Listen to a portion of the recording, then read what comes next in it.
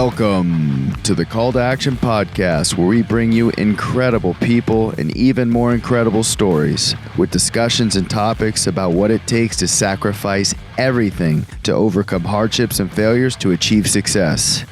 Our guests heard the call. Now it's your turn. Yeah, it's a great question. So for the first 18 months of our business, we made every delivery, we poured every sample, we were hitting these stores in the DC area.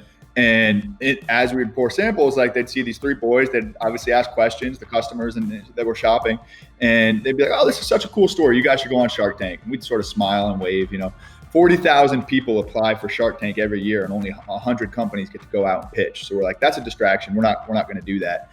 And then it was about midway through our second year, I saw on LinkedIn like a second degree connection, commented on some third degree connection, like, hey, my buddy's a producer for Shark Tank. They're casting right now. So I slid into the DMs. I was like, hey, we're interested in learning. I totally intercepted this. That's the beauty of LinkedIn. And hey, right. How are you doing? And so I got on the phone with the producer a couple days later, and he was like, guys, your story's awesome. We'll put your application at the top of the list. You still got to do all that, but that we liked those odds, so we went for it. He is the oldest brother of three and CEO of Kitu Life, makers of Super Coffee, one of the most successful and health-based coffee brands on the planet, being recognized by Inc. 5000 as the number one fastest growing company in food and beverage and number 18 fastest growing company in the United States. Only 18 months after launching their coffee company from their youngest brother's dorm room, they appeared on Shark Tank pitching straight fire on national television, instantly proving they had the cojones, the endurance, and the entrepreneurial wits to be successful. Despite having Barbara break his heart in front of millions of people watching, but we're going to focus on the positives here.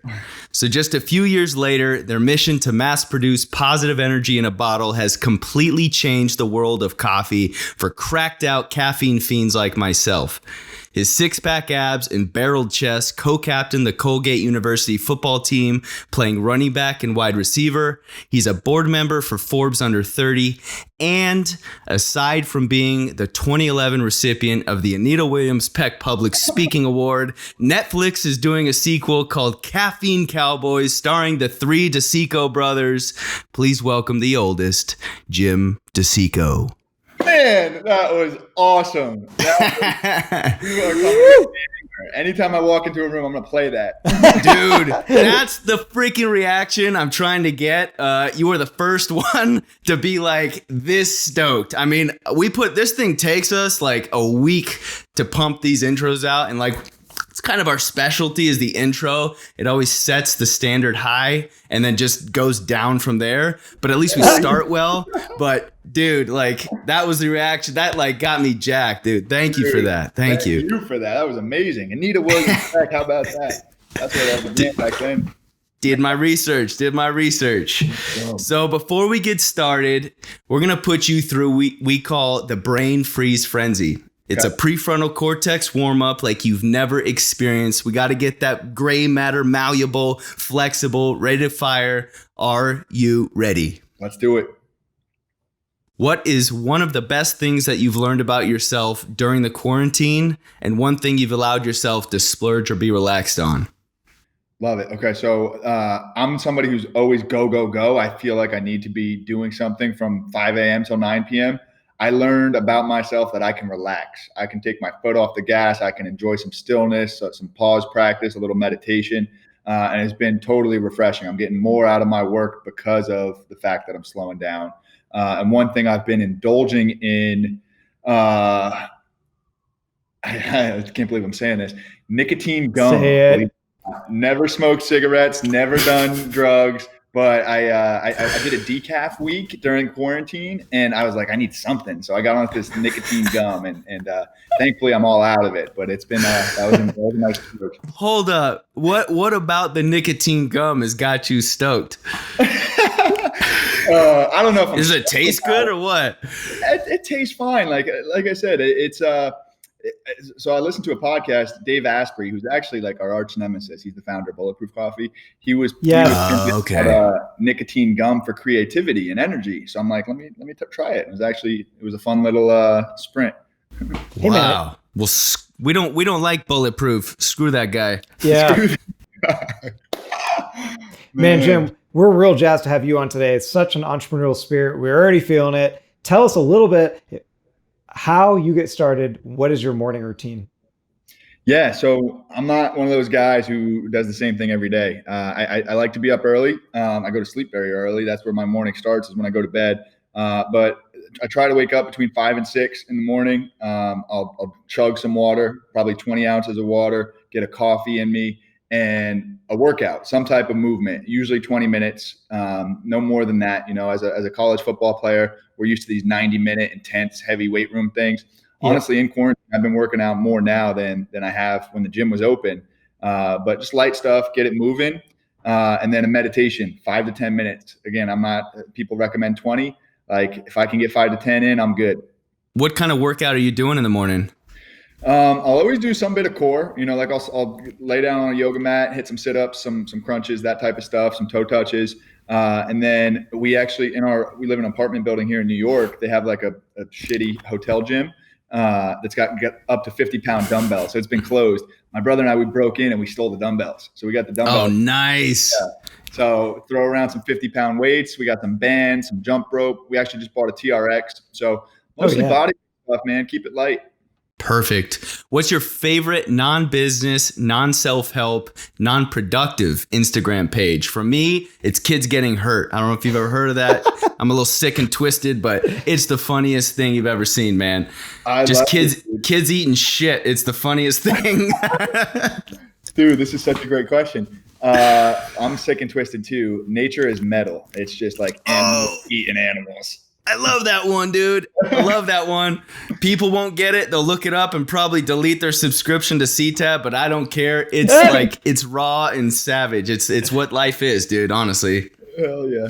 All right, perfect. Next one. Most successful single day sale Super Coffee has done thus far. Dollar amount? It's up to you. You can give us percentage wise, but dollar amount's always nice. Just switching gears a little bit. Yeah. I like that. Shark Tank was a cool catalyst. Like the day before Shark Tank, we were averaging like 10K a day. The day that episode aired was like a $40,000 day for us. Wow. So that was a nice, exciting little boost there. Amazing. Good for you guys. What's the most embarrassing moment in your entrepreneurial journey to date?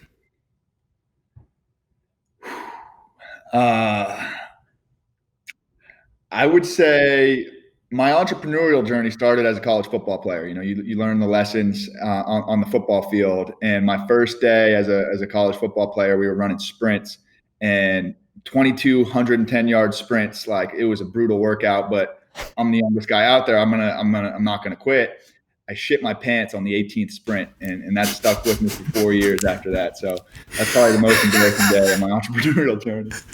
Well, dude, I've been there, done that. I was a collegiate soccer player, and I had the privilege and honor of playing after that for a bit professionally, and shit my day, first day of training session for my first professional team. So don't worry, bro. All good. Dude, some bad tacos in Mexico. So all good. That'll have you going for a week. Tacos al pastor. I'll never have it the same, dude. It's all... Man, awesome. You and Ben are both obviously ripped. Jim, what's your favorite cheat meal? Favorite cheat meal is, I have, this is the first time I ever had it, was a lobster mac and cheese last week. I was up in Rhode Island. Dang, we're coming over. On sourdough. Yeah, it was bomb. Oh man. Well, on that, Jimmy boy, if you don't mind me calling you that, Jim boy, homeboy, you're a good looking man, no homo. You got a decent body, better than decent. What's the craziest, thirstiest DM slide that you've gotten so far? And we're not gender biased, so maybe there's a story from both a female and a male. I mean, it's up to you to share, but maybe one of them was from me. Yeah, we used to get some ridiculous stuff after Shark Tank. We went up, like all kinds of girls slid in. But I don't remember any specifics, man. I wish I had something juicy for you guys. I mean, it's all good. We get it. What's one great and one terrible piece of leadership advice that you've been given? Nice guys finish last is the terrible one. And then I got this one recently. So this is like the recency effect is silence can't be quoted. I'm pretty transparent, if you guys can't tell. So I don't want to see headlines of me shitting my pants as the title of this podcast. So silence can't be quoted is one that I'm gonna start to employ. Yeah, that's deep. I mean, one can really read into that one. I think that it kind of sets some depth to this conversation even. Yeah. Oh yeah. What's the biggest yes we can do that moment when a client asked you if you could do something, but really you had like absolutely no idea and just had to figure out on the go? The first store we ever got into was a Whole Foods Market in Washington, D.C. And we made a bottle of super coffee in my brother's dirty college basement dorm room. And we said, hey, we're super coffee. This is our product. This stuff's flying off the shelf. You got to take it. And the guy was like, that's pretty good. We'll take 8 cases. And we're like, great, we'll figure it out. It took us like 2 months to figure out how to make 8 cases of this stuff that was like safe and healthy, but we promised and we delivered. Kudos to you. That's so cool, dude. I love that mentality. What is your favorite man grooming product? Man grooming product. I got a One Blade by Norelco. I use that thing every morning. It's $40 at CVS. It's great. What is that? Norelco. I've never heard of that. Norelco is the brand. Okay. It's got little attachments. Yeah, exactly. Okay. And last one, what is the most cracked out you've ever been on coffee, and then the most cups of coffee in a single day? Oh boy. The first time, so I will give props to Dave Asprey. The first time I ever tried bulletproof coffee, it was 2014. So at a checkup at a doctor's appointment, my dad made me this strong cup of coffee with butter and MCT oil. It's actually coconut oil. And he and I both drank it for the first time. We read this recipe on a blog. We're sitting in the waiting room at this doctor's office, and we look at each other and we're like, do you feel what I'm feeling? Like, it felt like you were on crack. And then most coffee in a day is probably like 10 cups. We easily, we pump over 1,000 milligrams of coffee on a regular basis.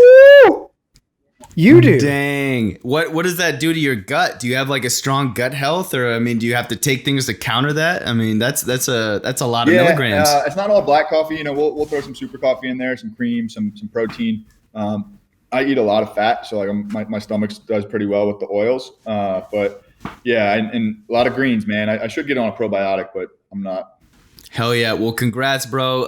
That was the Brain Freeze Friendly. You absolutely crushed it. Now to segue into kind of your story, man, your parents must be like rock stars because they raised you and your brothers, the right way. One, you guys are running a very successful company at a pretty young age, I would say. And then 2, you're running a family business, and running a family business has its own complexities, navigating tough decisions for the business while maintaining, the balance outside of work. Did you guys come from a rock star entrepreneurial family, or like how did it all start? Yeah, no, mom and dad are awesome. My brothers and I, we all played sports in college. Mom and dad were college athletes as well. They met up at the University of New Hampshire. They had 3 kids by the time they were 25, and they had to figure it out. So I always say that the way they raised us was like starting a company. They sort of figured it out as they went. But growing up, our mom worked at the YMCA. Our dad was a construction worker for the county, and like I studied philosophy and played football in college. I didn't know I never heard the term startup before, but our parents instilled in us this sort of work hard and be nice to people attitude. As the story goes, our mom used to drop us off at kindergarten, and she would say, boys, go kick today's ass, and that was the mentality. It was very competitive, but also very compassionate. You couldn't really have one without the other. That's amazing, man. So from there, growing up, you guys played sports, did these things. They seem to be very positive. What kind of started the bug? I mean, did you remember a moment at an early age where maybe you were, hanging out with some friends and you're like, hey, let's sell some lemonade, or, how did that bug start? Because you guys are very passionate about coffee specifically, but kind of paint us the picture of maybe how it built up, because it doesn't just happen overnight. That's you got to be very tough to to join an entrepreneurial journey and then succeed on top of that? So yeah, so I think it all goes back to sports, and our identity goes back to the lessons we've learned on playing team sports. And as an athlete or as an entrepreneur, you really have to be obsessive. And I mean, it, playing college soccer at a high level and then professionally is like you're so committed. It's a lifestyle. It's not a job. It's not a hobby. It's a lifestyle, and you have to be willing to do things that other people aren't willing to do. And that's how you get to college to play sports. We all use sports as a means to an end, like to get into schools that we couldn't otherwise get into.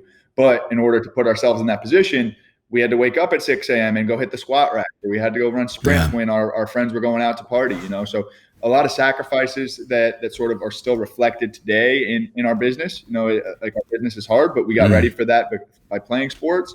And then Jordan was really the entrepreneur of the bunch, the youngest brother. He did a prep school year. Yeah, really? He did a prep school. He was the basketball player. After his high school senior year, he did 1 year at a college a college preparatory school. And the dining hall closed at 7 and there was no other food options on campus. So twice a week he'd walk to Sam's Club, he'd buy a bunch of burgers. He had a Tyson grill. He bought some like Skittles and candy and all that. And he was pumping $2,000 a week out of his dorm room in prep school. Yeah. Whoa. Wow. So he would just sell those things on the side after hours when it was closed. Exactly. Very entrepreneurial spirit there. So for pre-workouts, were you guys, back in the day, I remember taking, No Explode was my jam for caffeine, because I would wake up about 4:45, 5 in high school. I busted my knee out and had to start recovering. I could see a path at the end of the light from getting out of my small town I was in through soccer to kind of get to college. And so I busted it sophomore year playing with a Premier League down in a big city. I was about an hour and a half away in Phoenix. I'm from Arizona. Busted my knee, and like to get motivated in the mornings to get after it, dude, because no one likes waking up that early unless you're sick in the head. You got to develop that sickness. But I remember just slamming, C4, No Explode, all the bad shit that worked really well temporarily. But, obviously now that we're older, it doesn't seem to be as effective. And I definitely have stopped using it. But what did you use? And did you start feeling a certain way to be like, hey man, there's got to be better ways to do this? That's a great question. In high school, we were pretty lame. Like we just drank a bunch of water, a bunch of Gatorade, and we showed up sort of hydrated. But I'll never forget, my 8 years old was when I played my first full contact football game, full pads, tackle football, peewee football in Kingston, New York. My dad dropped me off. My dad was a badass Division I linebacker in college. A little sick in the head. Yeah. Ooh. And hell yeah. I was a good athlete. I didn't know the fundamentals of football. It was my first game ever. And instead of like a Gatorade and like a Kind bar or whatever, he was like, here's a Coca-Cola and a Snickers. Drink this before you go out on defense, because he just wanted me like to be on that crazy sugar high. Yep. Yeah. So that was interesting. And that was a decent lesson. But what happened was in college, when Jordan was in college, like you said, he had 5 a.m. practice, was falling asleep in class. And the only school store offered was the Starbucks Frappuccino, which had 40 grams of sugar. So he's like, I'm not drinking that. I'm going to make something for myself, and was playing with the butters and the MCT oils and proteins. And he created a product. He created a super coffee that worked for him, and he started selling it to his teammates, his classmates, his coaches. He was like, damn, I got a business here. MCT oil is like, man, that he was early on the game with that. It's like just now, maybe a year and a half ago, like hit the market for, a really viable way to get energy through pure fats, through coconut extract. But dude, he's very, very smart for getting on that train very early. It's fascinating because caffeine's a stimulant, right? We use it to give ourselves a little kickstart. But if you eat vasodilator, a full fat meal, just a meal of good healthy fats like some avocado, some fish, some meat, maybe some cheese, certainly some coconut oil, you're more focused than any cup of coffee can ever provide you. Yeah. And then you provide a nice clean oil like an MCT oil with caffeine. It's a nice combo to give you that steady focus. Absolutely. Can you speak a little bit to people who might have stomach problems? I see this as more and more of like a recurring theme, people with stomach problems, and then like where they go to, they have that kind of like alka neutral coffee and things like this. What's your spin on it? Yeah. So for us, we add a whey protein to most of our products. So it makes it creamy. It brings the acidity down. So all of our products are low acid, aseptic. So they have a 12-month shelf life. We just got into pea protein and stuff. So that takes away some of the acidity from the coffee. And the bottom line is coffee is a supplement. It's an accessory to a healthy diet, and you got to take care of your gut. Like if your gut's not healthy, you're not going to be healthy. You got to eat your greens. You got to eat your roughage. You have to get your vitamins and minerals from whole foods.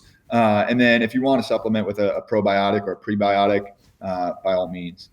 Yeah, your coffee does not trash my stomach, and I'm a little bit more on the sensitive side. So I've got to say thank you. Welcome, man.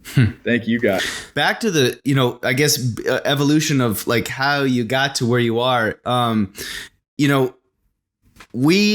first saw you, and I'm Keith did as well. Shark Tank. On Shark Tank. I mean, obviously that was probably the pivotal moment of like, oh, okay, we're really doing this. How did you guys get to Shark Tank first and foremost? Yeah. What was that journey like? Like you guys are slanging MCT oil, caffeine, coffee, shots, cracked out in your brother's dorm room. How do you get from there to Shark Tank? Yeah, it's a great question. So for the first 18 months of our business, we made every delivery, we poured every sample. We were hitting these stores in the DC area. And as we would pour samples, like they'd see these three boys that obviously ask questions, the customers that were shopping, and they'd be like, "Oh, this is such a cool store. You guys should go on Shark Tank." And we'd sort of smile and wave. 40,000 people apply for Shark Tank every year, and only 100 companies get to go out and pitch. So we're like, that's a distraction. We're not going to do that. And then it was about midway through our second year, I saw on LinkedIn like a second degree connection, commented on some third degree connection, like, "Hey, my buddy's a producer for Shark Tank. They're casting right now." So I slid into the DMs. I was like, "Hey, we're interested in learning." I totally intercepted this. That's the beauty of LinkedIn. And hey, right. How are you doing? Right. And so I got on the phone with the producer a couple days later, and he was like, "Guys, your story's awesome. We'll put your application at the top of the list. You still got to do all that, but that we liked those odds, so we went for it big time." So you guys were selling in Whole Foods, or little stores, just at those little stands, those sample stand like the old things. Ladies at Costco, that was us. Yeah, dude, that's so sick. I didn't know that. How did you guys make any money during that time, or was it all just kind of like going out the window, just trying to get momentum? We've never made any money. I joke that we're a for-profit company that has no profits. So even to this day, we've raised over $50 million in venture capital to fuel the growth, but it's pretty much a hardware company. Everything we do, like the more product you sell, the more you have to pay to make it, to put it on shelves, requires trucks and manpower and people. So it's expensive, but we chose the path to build our dreams with other people's money and grow quickly. Could you talk a little bit about those rounds of investment? Let's get through the Shark Tank story, kind of build into the growth. So you guys get on Shark Tank. What happens for the people that don't know? So we get on the show. The tricky thing about Shark Tank that a lot of people don't realize is the sharks know nothing about you. A normal investor pitch, they've seen your deck, they've seen your financials, they know about the business, they come informed with questions. So we did a little reveal, Super Coffee, Superman, like we ripped off our shirts. We had these Super Coffee shirts on. We had to introduce the sharks to our business, what we did, conceptually understand it, the benefit, like they got to taste it and feel it and see it. And then why we were different. We had to teach them why we were different. We had to teach them about traction, why the world sort of needs a healthy coffee right now. And then we had to convince them that this was the right investment opportunity.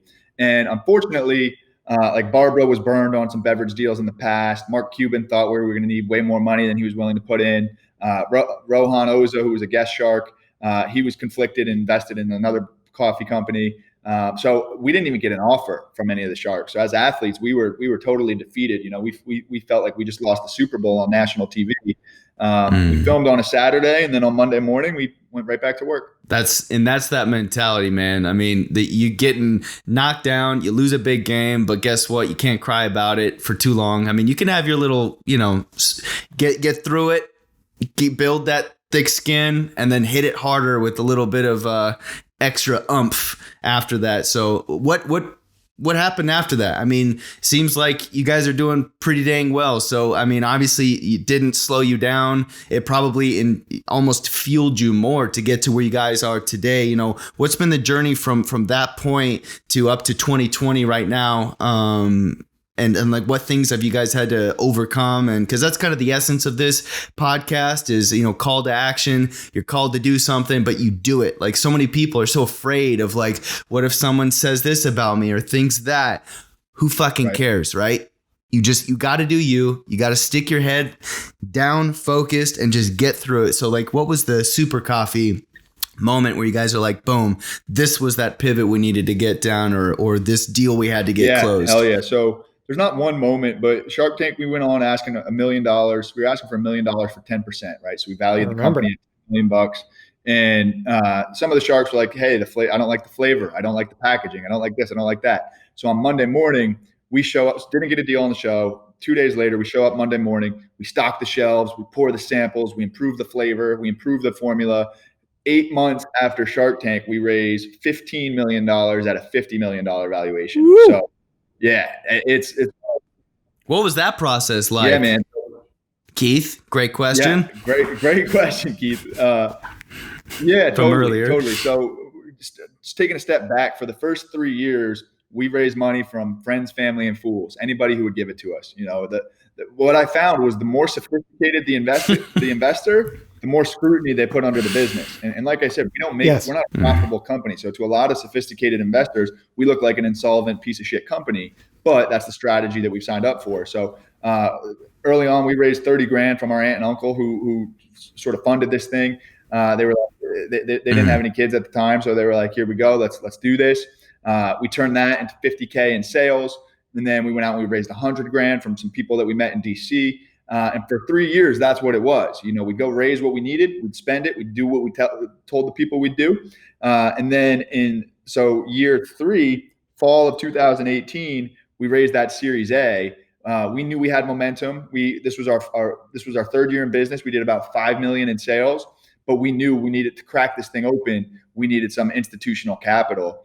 And it's a slog, man. Raising money is a full-time job. It's a grind. We met with this group in LA. I met with like an analyst on the team. She was like, hey, this is great. Keep us posted on your progress. 2 weeks later, the founder of the firm calls us. He was like, can you guys come back out here? I'd love to talk to you. And in that meeting, my brother Jake and I pitch him. He gives us a term sheet in the meeting. He's like, we love what you're doing. Here's a term sheet.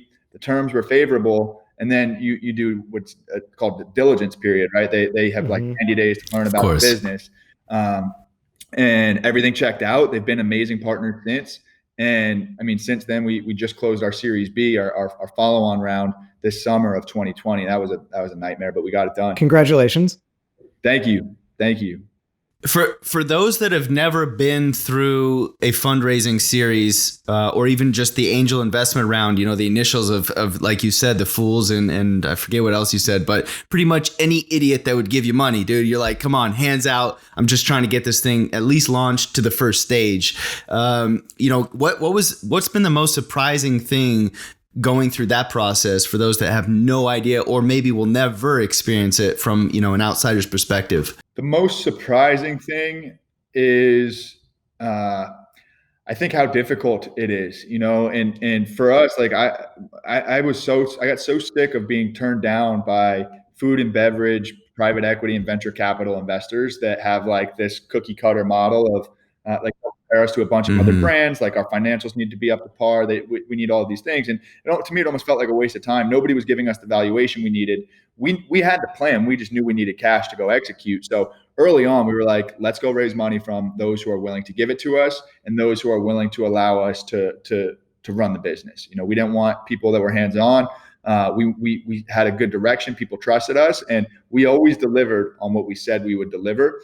So I always say, like, I mean, our route is very different than most, but I always say, take money from those who are willing to give it to you. I don't think you need a ton of strategic advisors. Certainly never give equity for advice. Like if somebody's willing to help you, don't give equity for that. Make them pay for it.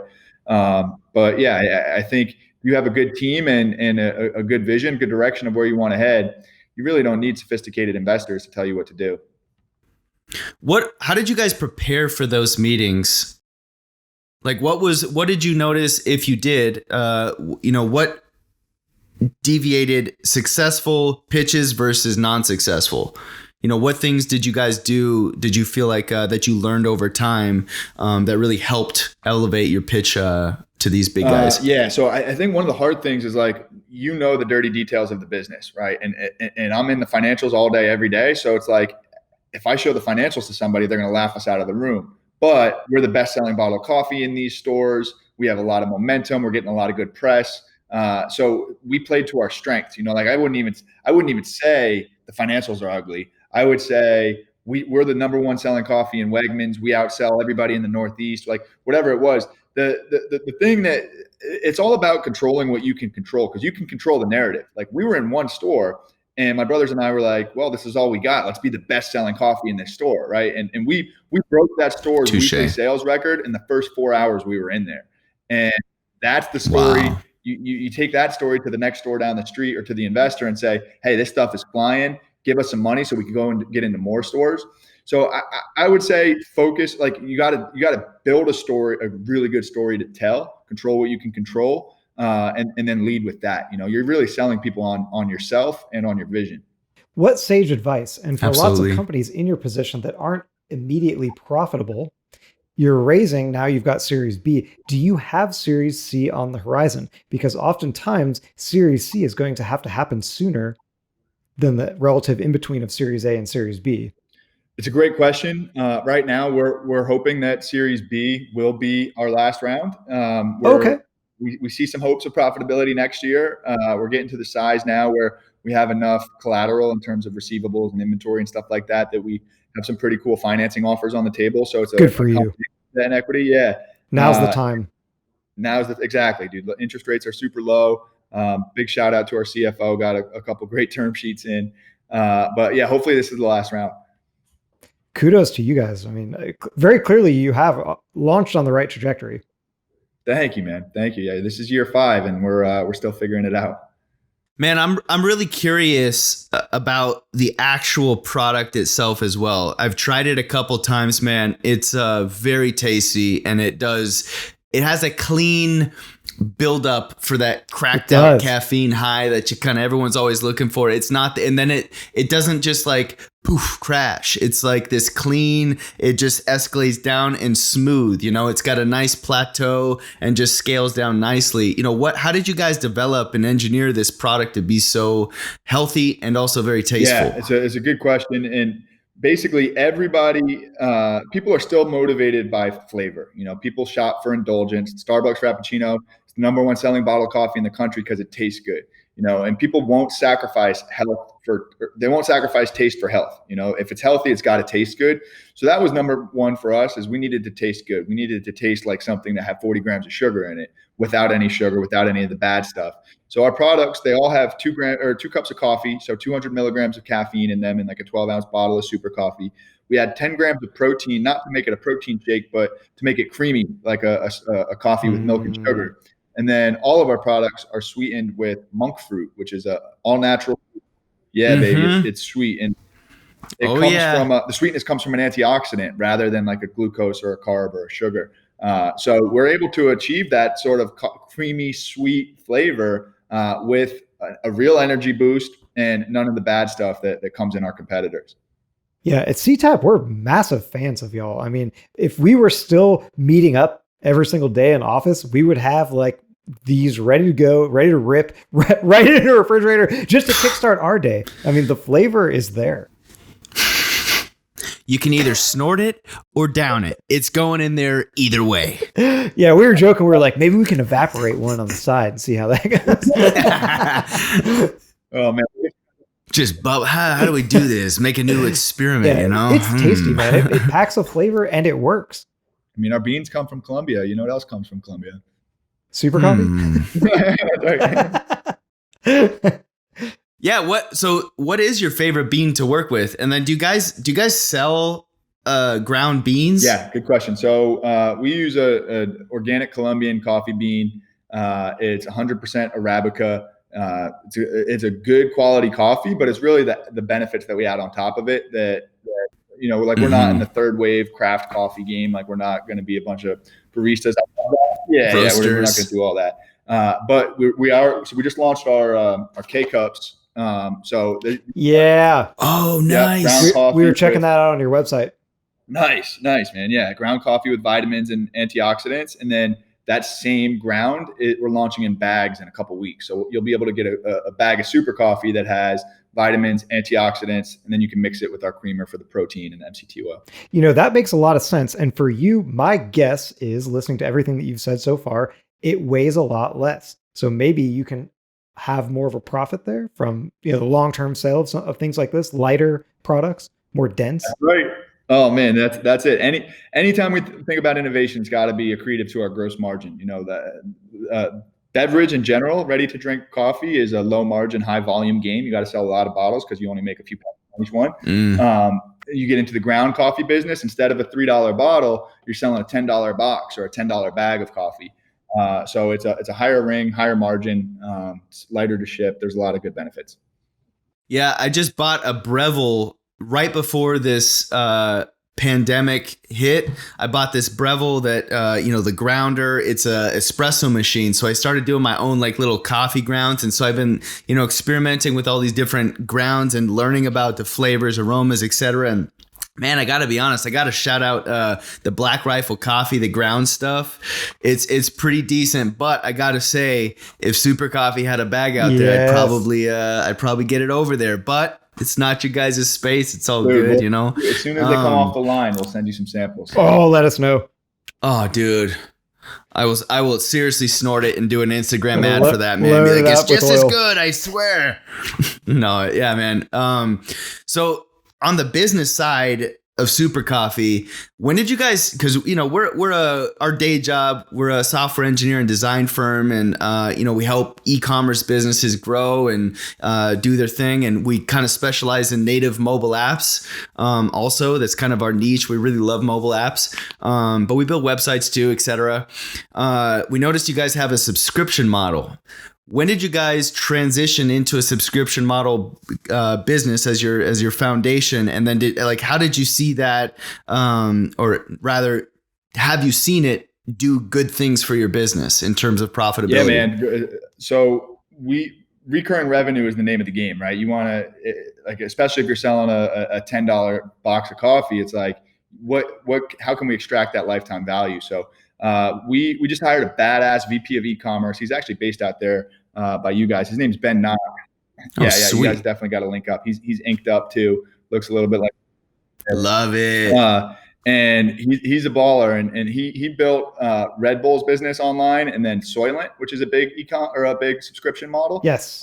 So we just got into subscription in 2020, and we still haven't figured it out yet. But the cool thing that we're doing is like, hey, buy our pods, which are $10, and buy our creamer, which is like $15, and you get a bundle, right? And get this bundle every 4 weeks. So we want to be able to be people's, especially as now the at-home coffee consumption is up, we want to hit various occasions. So now that we have ready to drink, people will grab it on their way to the gym. They'll hit their pods in the morning, and they'll hit their grounds in the afternoon. They could add creamer to whatever they want. So we're really excited about the future of subscription. Yeah, and nowadays not everyone is going to the supermarket with regularity. So it's really nice to be able to put Super Coffee right in their lap, ship it right to their front door, when a lot of times people are thinking more on safety. So way to pivot, man. Way to be super relevant in this year.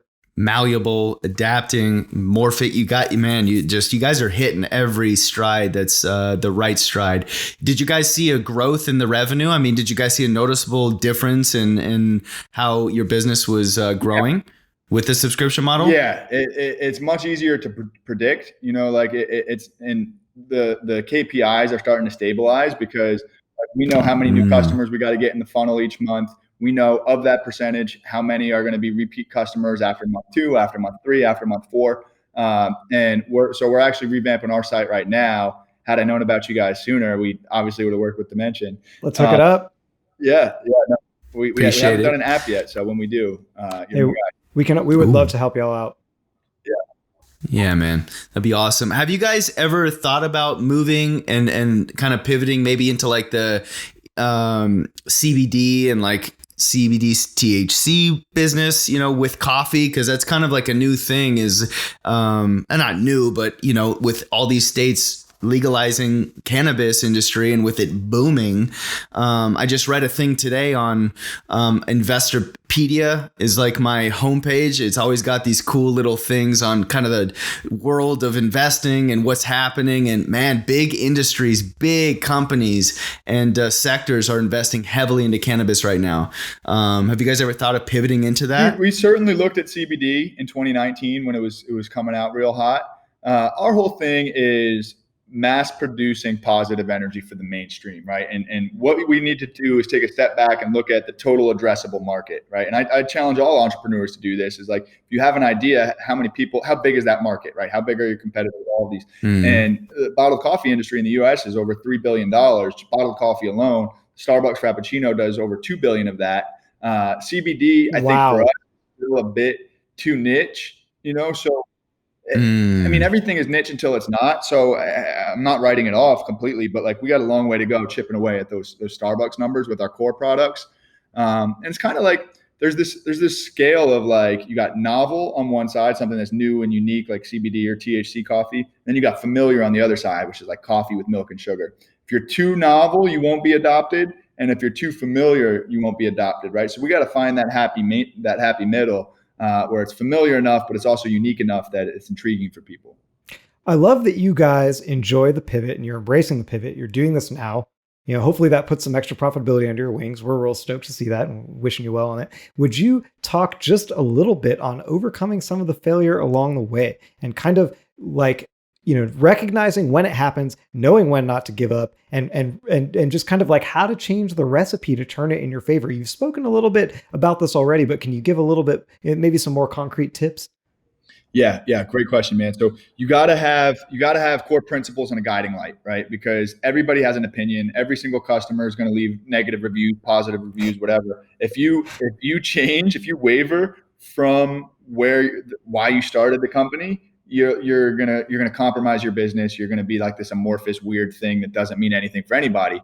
And that was tough for us. I used to get pissed off when people were like, "Oh, your coffee tastes like shit." It's like, let's fix it. It's like, no, your taste buds are shit. No, you give me that back. Our director of customer experience banned me from Amazon because I was just like feverishly typing at people. I'd create like alibis and get in there and shit talk. Never did that, but I wanted to. Yeah, it was like in the queue, but like, delete. Right. So have your North Star of where you want to go, and then always improve. I can't tell you guys how many times we've improved or iterated or enhanced the formula, but it's always been coffee for energy, protein that's lactose free, MCT oil, and sugar free. It was always those like core tenets. But we tweaked the sweeteners, we've tweaked the protein providers, we've tweaked a lot of things. We've changed our label probably a dozen times over the last 5 years. Yeah. And it's all about incremental improvement. So I think know where you want to go, have that end game in mind, or have that vision in mind, and then don't be afraid to tweak, but you can't veer too far from the course. Yeah. People need to still recognize That's such great advice. What's that? People must always recognize your brand, your existing customers, and people who are maybe just warming up to the idea of, oh, hey, should I get a subscription to Super Coffee? That sounds like a groovy idea. If they can recognize your brand throughout all those transitions, that's probably key. Yeah. We've befriended this design agency here in Los Angeles called The Future. They are hot as fire. They do, some of the biggest, I think they designed Halo, like 3D graphics, all of that. They've designed for the biggest, every big brand you've ever thought of. They've helped do redesigns, logo designs, and they have a big YouTube channel. I think they're over 800K now. And we have befriended their COO, Ben Burns. We had him on as our second podcast guest. Super cool guy, man. If all of us were hanging out, just be like we all knew each other from like 10, 15 years back, man. That kind of a guy. And man, I lost my train of thought. What were we talking? We were talking pivoting, staying focused. You've got to get some of that super rebranding. Coffee. Yeah, man, I'm losing it. No, Keith, you made a good point. What were you said something right before this. I'm sorry, I lost my train of thought. Yeah, they just have to But, keep a consistent branding across the iterations. Oh, the branding. They rebranded this beer company, this brewery. Yes. And it was Hamilton Family Brewery. And actually, we did a cool thing where I got to give myself a little credit. I surprised him. It was back before the pandemic. I hit up, they had just finished like a year before this big rebrand. They did this big YouTube series on it. And they spent like $250,000 internally to produce this series on how to build a brand. And it was on this brewery and how important it is to stand out on a shelf, and how they rebranded the can, the logo, all of those things. And so we got them, when Ben Burns showed up, we had a big case of like their new beer that they had out, and he had no idea. So we cracked a beer and had it, whatever. And it was his product that he redesigned. So we got him to like talk about designing a company brand, the cans, and like how to really make it stand out on a shelf, because you guys are going up some of the biggest companies in the world with coffee. It's so important to continually adapt and always not be satisfied with your current state of where you are, to keep standing out and being better. It's incredibly important. So you guys have done a great job though, man. It's slick. It's sexy. That hat is dope. We'll get you guys some gear, man. That's a good story. And a good point. Man. We're the insurgents. We are the insurgents. We got to flank our competition. We're up against Coca-Cola and Pepsi. Like we're not going to beat them at their game. Like we're George Washington and the Revolutionary Army. Like we are hiding in the woods, throwing rocks and shooting, like biting at the ankles. Like we're doing whatever we can to get ahead of the competition. And I mean, it's scrappy, but it's how we got to do it. And you're changing the game a little bit, right? I feel like that's what you're offering is a change to the game. It's something familiar. It's just better. And here are all the reasons why. Also, not just in flavor, but you got the energy angle, you've got the health angle. It's all kind of rolled into one product. Very hip. Dude, thank you. Yeah, no, that's the benefit, right? Is like, not only are we stealing share from Starbucks and Dunkin', we're bringing people into the category. We're growing the category from folks that would never even drink that stuff, and that's it's pretty cool. And it's funny you mentioned the word change. We like to say, if you change your energy, you can change your world. Absolutely. And, I think that there was a time period where people, rather than buy a can of Coca-Cola, they're like, oh, I'll go get a Rockstar because I'd love to get something out of my soft drink. You're kind of doing the same thing, except with coffee. You're getting health, you're getting energy, you're getting buzz, you're getting that flavor, and it's all wrapped into one bottle. That's it. Yeah, man. That's the promise. Like what makes it super, it tastes good, it's good for you, and it gives you energy. That it's super coffee. That's right. Man, you've built, a small team into a large team. I mean, you guys, how many employees do you guys have now? I mean, it's like 100 full time and 150 part time. Woo! How is your role, as a team leader changed? I know we like that word, over this evolution of Super Coffee, and how have you especially, but you and your other brothers invested into becoming better leaders? And gaining mentorship, and how have you worked to better your leadership skills? It's critical. It's a great question, and it's a hard evolution, but it happens fast. It happens in the game. We used to go from working in the business to doing everything, right? Deliveries, accounting, making the product by hand, to now working on the business. So we zoom out. We thankfully are in a good position to hire people smarter than us to tell us what to do in a lot of cases, but. My brothers and I, we're all about keeping the team motivated, keeping them all sort of guided on this same vision, the same mission to mass produce positive energy, especially in challenging times now, like the coronavirus. We're very fortunate. We're more fortunate than most because we haven't had to lay anybody off. Our business has suffered because of it, but at the same time, it's like we get to go out and do this every single day. So leading from the front lines, there's a certain humility that comes with that. Like my brothers and I have been in stores every single week this year. If we're going to ask our team to put their health at risk, we're going to do it as well. Man, I had COVID. I got COVID in March, the first week I was in grocery stores, and I still can't smell anything. We're sitting here on a 15th. Really? Yeah. But we persevered. Wow. And we recognize what we don't know. I think a lot of leaders are afraid to keep their ego at the door. we know that we don't know it all. We know that we need help. And as athletes, we need coaches. So Jake Jordan and I have a really strong executive coach who we work with on a regular basis. And I mean, we reach out to mentors all the time. We've surrounded ourselves with some of the best in the game. And early on, before we could connect with some of the best in the game, I called my college football coach and I was like, hey man, how do you motivate individual players on your team, right? Because what works for one person is totally different than what works for somebody else, even though you're wearing the same jersey. So I think seeking that advice, being humble enough to say, I don't have the answers, I need help. And for a lot of guys, that's tough. But we've never been afraid of that, and it's paid dividends.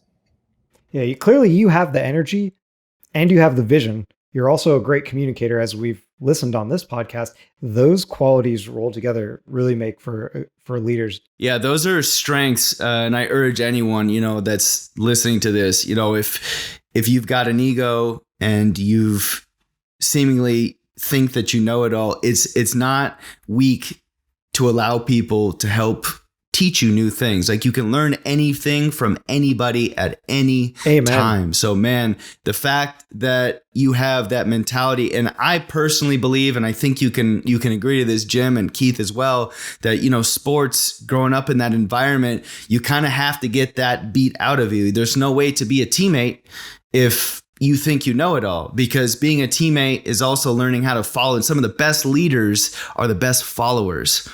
And that's something a lot of people will never understand. But man, you are absolutely crushing it. Like your motto, we also believe in, mass producing positive energy is essential and the main goal in our journey with CTAP. Can you leave our listeners who either, have the entrepreneurial bug, who wish to start a company, or who are currently building theirs and their vision of the world out, with a last piece of advice, wisdom to help them kind of achieve their goals, or just maybe help them through a tough moment that maybe you've experienced and you're like, man, I wish someone would have told me that. Yeah, man. So first of all, this has been a lot of fun. I'm excited to leave some parting wisdom here, and I can't wait to hang out with you guys in LA. Dude, it's gonna be so fun. It's gonna be great. So I was really insecure about myself when we started this company. I never did this before. I felt like I needed to be somebody who I wasn't. I used to wear a suit and tie into investment meetings, and that just wasn't me, trying to pretend and fit in. And I think the advice to the person listening to this right now is, you are good enough, right? Like, you can create the person that is going to, like, the man I am today is like, obviously this is who I've always been, but like, I've created the skills and the confidence and the stuff. It's forged. You forge it through difficult times and late hours, and there's no substitution for that. There's no class that you can take to do that. So believe in yourself now. It's going to be super frustrating and super uncomfortable. But if you're willing to do it and deal with that and have the patience to do that, you're going to be amazed at who you come out as on the other side. And the last thing that I say to everybody, it's super simple. Don't overlook this, but work hard and be nice to people. That's the strategy, right? You can't have one without the other, right? I know a lot of people who work hard who are assholes, and I know a lot of people who are nice to people that don't work hard, right? So work hard and be nice to people. You got to keep showing up. That's as simple as it is, and it's a simple strategy. It's just not an easy one. Dude, amen to that. If positivity had six-pack abs and a smile that melts women's faces off, it would be him. He's crushing the clean coffee game. He heard the call and took action. My man, Jim, thank you for coming on our show. We appreciate you and for sharing your incredible story, and we welcome you to the CTAP family. Thanks, brother. Let's go. Ben and Keith, that was awesome, boys. Thank you.